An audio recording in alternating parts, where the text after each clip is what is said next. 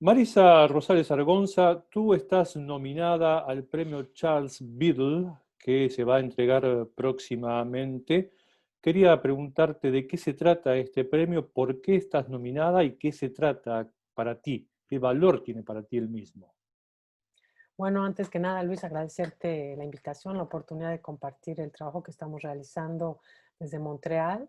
Y sí, efectivamente, esta nominación es una gran noticia en medio de tantas noticias difíciles que estamos recibiendo todos en general con esta realidad de la pandemia. Y es un premio que existe ya desde hace algunos años que se otorga a personas que tienen una trayectoria en el medio cultural que es significativa. El gobierno local, el gobierno provincial y el organismo Cultura para Todos, Culture pour Tous, es el organizador y hay dos categorías, un boleto internacional, una categoría internacional y otra provincial. En este caso, mi nominación fue propuesta por el organismo que trabaja aquí desde hace tiempo temas cercanos al arte latinoamericano, que es Latinarte, que seguramente conoces aquí en Claro, Montreal,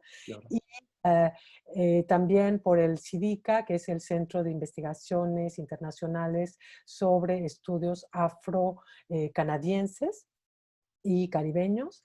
Y entonces, a partir de estos dos organismos con los que he trabajado, se propuso esta nominación al premio Charles Biddle y estoy muy contenta porque en realidad lo que propone este premio es un reconocimiento a la trayectoria y al aporte de los inmigrantes a la escena cultural y artística. La idea es encontrar modelos inspiradores para que eh, se muestre un ejemplo concreto la integración de otros horizontes culturales aquí en el paisaje montrealense y Ahora, quebequense.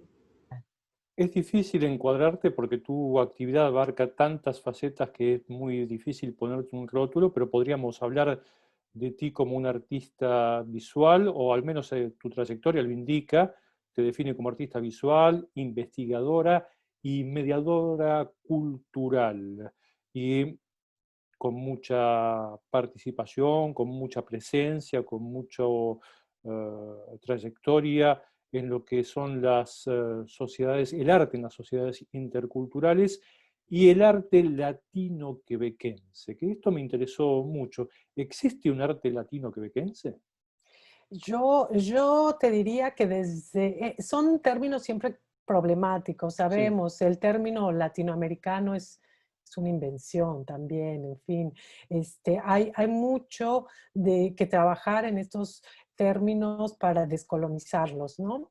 Pero en términos generales, yo te diría que más que ponerle una etiqueta y ponerle un nombre específico y etiquetar a los artistas y sus prácticas, a mí lo que me interesaba subrayar, y en eso he trabajado consistentemente desde hace por lo menos 10 años que estoy aquí en Montreal, en la reescritura de la historia, en insertar nuevos imaginarios en, en un paisaje cultural. Y en ese sentido, yo quería especificar con esta denominación el latino-quebequense, el aporte de artistas que vienen de América Latina, de diferentes horizontes latinoamericanos, que se instalan efectivamente en este territorio que es muy particular, que es Quebec, con una historia propia y con unos debates internos muy particulares.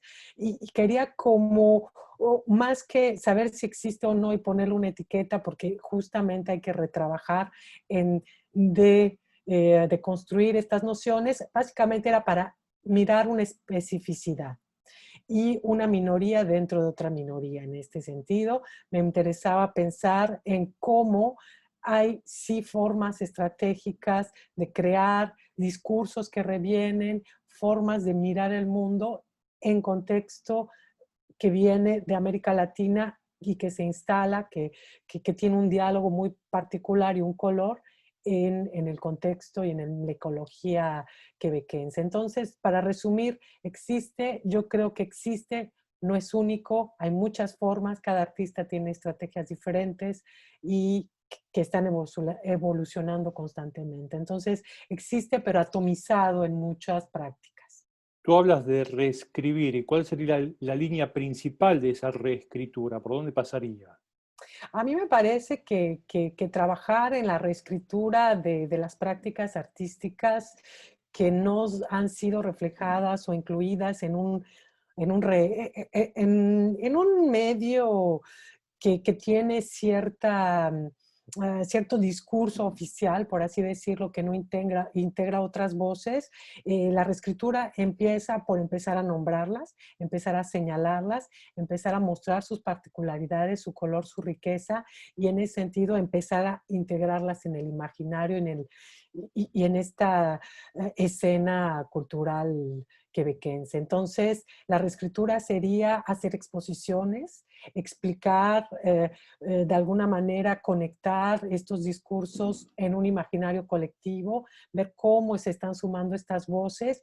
Y mi trabajo, efectivamente, si bien tiene fases muy diferenciadas entre la investigación, la parte de mediación y la parte de curaduría, para mí es un todo orgánico en el sentido, mi oficio es de integrar nuevas voces, integrar nuevos discursos, integrar nuevas interpretaciones. Entonces, desde ese lado, yo diría que estoy participando a una reescritura de la historia. Artistas que muy probablemente no se hubieran conocido, presentarlos y mostrarlos desde una escena más oficial, por así decirlo. Entonces, no sé si eso puede aclarar un poco mi trabajo. Desde luego, y en este año de pandemia en el que todos hemos visto nuestras vidas alteradas de alguna manera, modificadas por lo menos, hay actividades tuyas que están pendientes de cristalización o de una mayor difusión, por decirlo de esa manera. Una de esas actividades tiene que ver con la creación femenina intercultural. ¿Puedes aclararnos de qué se trata? Sí, dentro de esa voluntad de sumar voces distintas y actores que, por supuesto, no soy la única, están en el aire de nuestros tiempos, me interesa mucho la voz particular que tenemos y la mirada que tenemos también las mujeres y sabemos que tenemos dificultades muy particulares de género. En ese sentido, saber que, bueno, tenemos mucho que lidiar con la tradición y la noción de ser madres, profesionistas, en fin. Y el tema de la pandemia ha demostrado con datos duros desde diferentes estudios sociales que a las mujeres se les ha cargado la mano del trabajo y la carga es muy, muy difícil. Entonces, para muchas es difícil continuar sus prácticas laborales, creativas, en fin, mercado de trabajo. Entonces, en ese sentido se ha suspendido un poco, pero tengo proyectos muy puntuales en los que colaboro, como por ejemplo el proyecto Entre Ellas, que es un proyecto que va directamente a trabajar con la comunidad, grupos de mujeres que en este momento están siendo vulnerables, y a partir de diferentes territorios específicos, como en el caso del barrio de San Leonard. Ahí vamos, estamos haciendo pequeños grupos muy reducidos, decidimos no ponerlo en pausa, vamos a continuar con pequeños grupos de 3, 4 personas, 4 mujeres, que vamos a vincularnos en un proyecto de creación colectiva. En este caso es un patchwork, un cortapoint, como le llaman acá, trabajo textil, para hacer vínculos interculturales, pero también para salir pues de la soledad y de todos estos retos que estamos viviendo todas. Entonces, eso es por un lado de trabajo comunitario, y por otro lado también pensar en que queremos seguir trabajando con las voces de las mujeres, de las artistas, y poniendo siempre, integrando su voz en todos los proyectos que realizamos. Como nos sigue público de otras latitudes de Canadá y de fuera de Canadá también, vamos a aclarar que el barrio de San Leonard es uno de los barrios que componen la ciudad de Montreal, donde tú te encuentras en este momento, pero ese accionar artístico excede incluso a la sociedad montrealense, va mucho más allá de la ciudad. ¿Cuál es el desafío principal al que tú personalmente como artista debiste enfrentarte en este 2020 tan complicado? Yo creo que como todos los artistas hemos estado muy olvidados por los grandes proyectos de gobiernos y de apoyos, si bien han sido proyectos que se dan al sector cultural, los gobiernos, por ejemplo, y beneficiándome de esto que acabas de decir, que no solamente están observándonos o viéndonos en Montreal o en Canadá, todos los gobiernos de alguna manera mandaron paquetes económicos al sector artístico, pero uno de los grandes problemas que yo encuentro es que se quedan en las instituciones y en los grandes actores. Muchas veces no llega a los creadores de a pie, a los pequeños artistas que estaban trabajando su proyecto y su concierto, su exposición y que de repente se encontraron sin una entrada y sin ningún trabajo.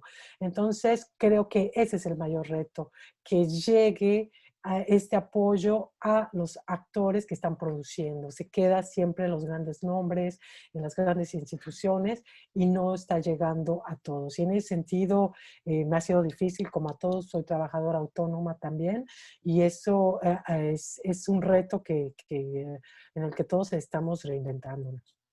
Marisa, este mes de octubre es el mes de la herencia hispana, con quien tú estás ligado además, por supuesto.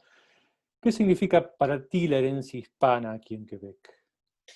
Pues yo diría bueno, antes que nada, para mí ha sido siempre un orgullo venir de México en particular, pero también identificarme con una red de culturas en Latinoamérica y con un idioma, mi idioma hispano, español.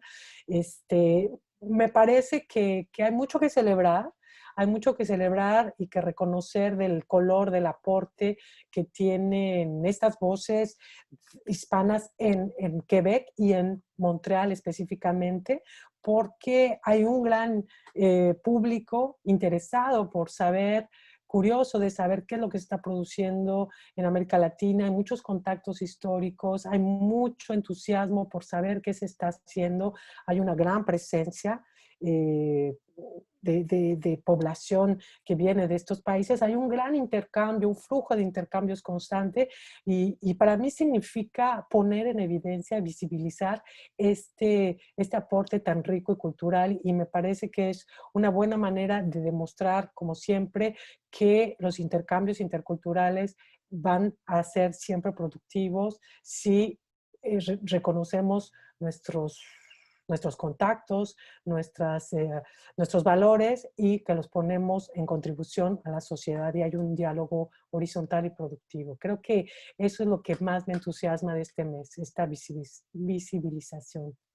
Y hablando de la comunidad hispana, es una comunidad minoritaria y como toda minoría tiene sus inconvenientes también. Y relacionado con el tema de las minorías, en los últimos tiempos se ha hablado y mucho de la cuestión del racismo, que es un tema en el que tú también has trabajado. ¿Cuál es tu punto de vista? ¿Hay racismo aquí en Quebec y en Canadá en general? Yo creo que siempre es un tema muy sensible y hay que tocarlo con gran apertura y empatía. Y yo creo que el debate tiene que reconocer que si hablamos desde la historia y desde la colonización, tenemos que reconocer que sí hay un racismo sistémico que muchas veces es imperceptible, que muchas veces es inconsciente, pero que está ahí y que nos diferencia entonces, de muchas maneras. Yo hablaba del mercado de trabajo, hay datos duros que hablan de que específicamente los ciudadanos o inmigrantes o la gente que se va incorporando de diferentes horizontes culturales tienen muchísima más dificultad de tener un trabajo estable y tener un ingreso significativo. Entonces, eso habla concretamente de que todavía hay racismo sistémico. Yo creo que si bien muchas veces es un reflejo, hay que abordarlo desde nombrarlo y trabajarlo. Entonces, a mí me parece que es uno de los grandes temas en general del mundo actual y que no podemos sobrepasar esta etapa si no lo afrontamos, lo nombramos y más allá de señalar culpables o víctimas, todos intervenimos desde una voz mucho más productiva. Marisa, temas pendientes hay un montón, pero nos vamos a seguir extendiendo y demasiado. Eres una conocida de Radio Canadá Internacional. Nuestro público ya ha podido verte incluso en nuestra emisión de los viernes que esperamos retomar en el futuro y te volveremos a invitar para la ocasión también. Te agradezco este contacto con nosotros. Te deseo lo mejor para este premio y esperamos novedades entonces a corto plazo cuando tú las tengas. Muchísimas Pues gracias. muchas gracias y un saludo para toda la gente en América Latina y donde nos escuchen.